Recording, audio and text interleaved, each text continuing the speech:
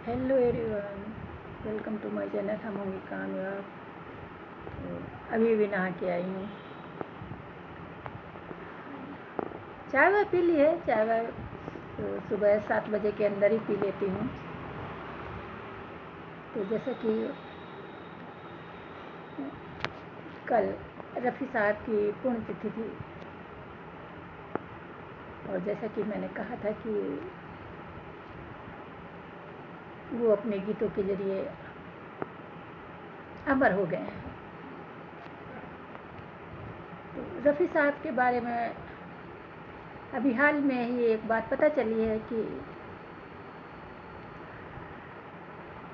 जब रफ़ी साहब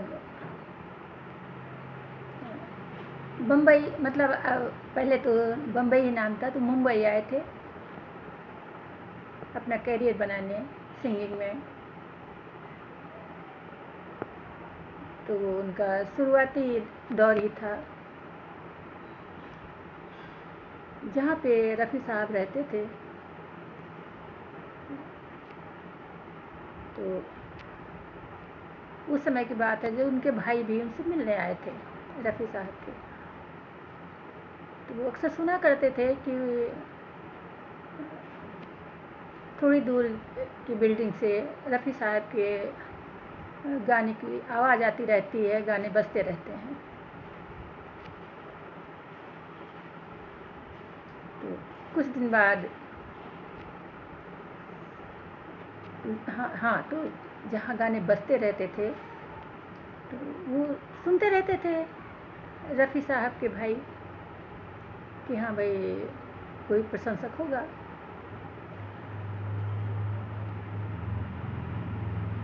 तो कुछ दिन बाद एक सज्जन रफ़ी साहब घर में नहीं थे, तो वो आए। तो उन्होंने अपने आने का मकसद बताया कि मेरी बेटी रफ़ी साहब की बहुत बड़ी प्रशंसक है और वो दिन भर रफ़ी साहब के गीत सुनते रहते हैं। तो उन्होंने बताया कि हाँ, यहाँ तक आवाज़ सुनाई पड़ती है, मैंने भी सुना है। तो वो बेटी के बाप थे और कहा जाए कि बेटी के प्यार के वशीभूत होके वो एक आग्रह लेके आए थे।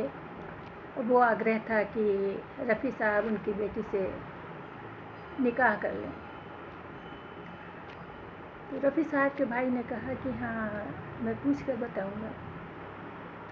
तो वो सज्जन वापस चले गए।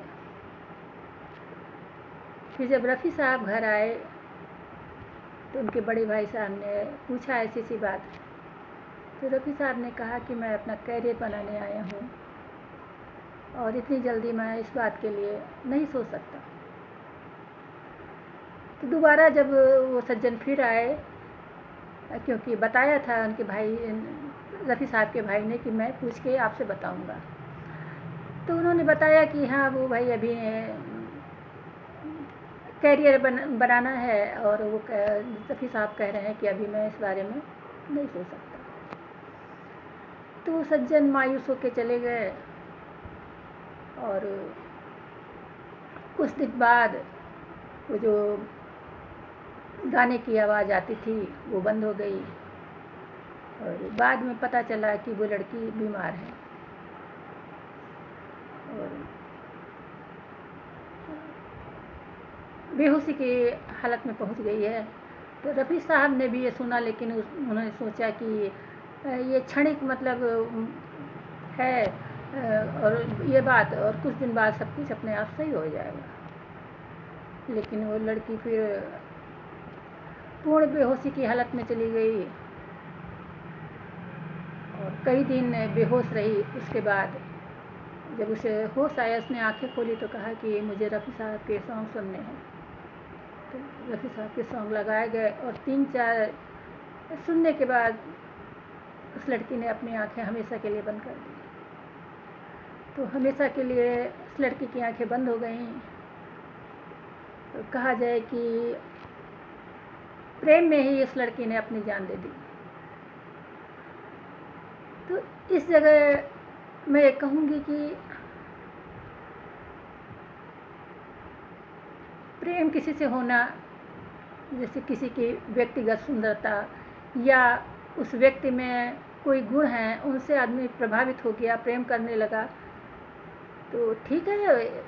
जो कोई ऐसा व्यक्ति होता है तो उसको बहुत मतलब कहा जाए कि प्रशंसक होते हैं या चाहने वाले होते हैं, लेकिन इसका मतलब ये नहीं है कि आदमी जिसको चाहे और उसको हर हाल में चाहे और कहा जाए कि जुनून की हद तक या वो जिद पकड़ ले, ये बात तो सही नहीं है। क्योंकि प्रेम समर्पण मांगता है कि अगर आप जिससे प्रेम करते हैं और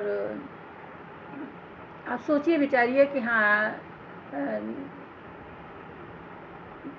मतलब हमारा उससे नहीं हो सकता है शादी ब्याह या, तो प्रेम करिए आप। तो कहने का मतलब किसी को पसंद करना दूसरी बात है, और जिद करना, जुनून की हद तक चले जाना, वो नहीं होना चाहिए। तो बाद में जब रफ़ी साहब को ये बात पता चली थी तो उन्होंने यही कहा था कि मुझे नहीं मालूम था कि ऐसा भी हो जाएगा। तो जैसा मैंने कहा कि हाँ, प्यार समर्पण मांगता है। कोई ज़रूरी नहीं है कि जिसे आप चाहो वो आपको मिल ही जाए।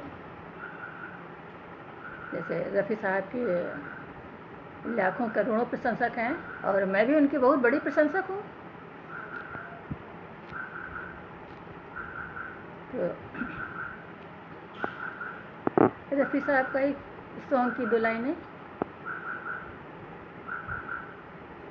तेरी आँखों के सिवा दुनिया में रखा क्या है, तेरी आँखों के सिवा दुनिया में रखा क्या है। ये उठे सुबह चले, ये झुके शाम ढले, मेरा जीना मेरा मरना इन्हीं पलकों के तले, तेरी आँखों के सिवा दुनिया में रखा क्या है। और आखिर में, हाँ तुम मुझे यूं भुला न पाओगे, हाँ तुम मुझे यूं भुला न पाओगे, जब कभी भी सुनोगे गीत मेरे, संग संग तुम भी गुनगुनाओगे, हाँ तुम मुझे भुला न पाओगे, हाँ तुम मुझे। Bye bye.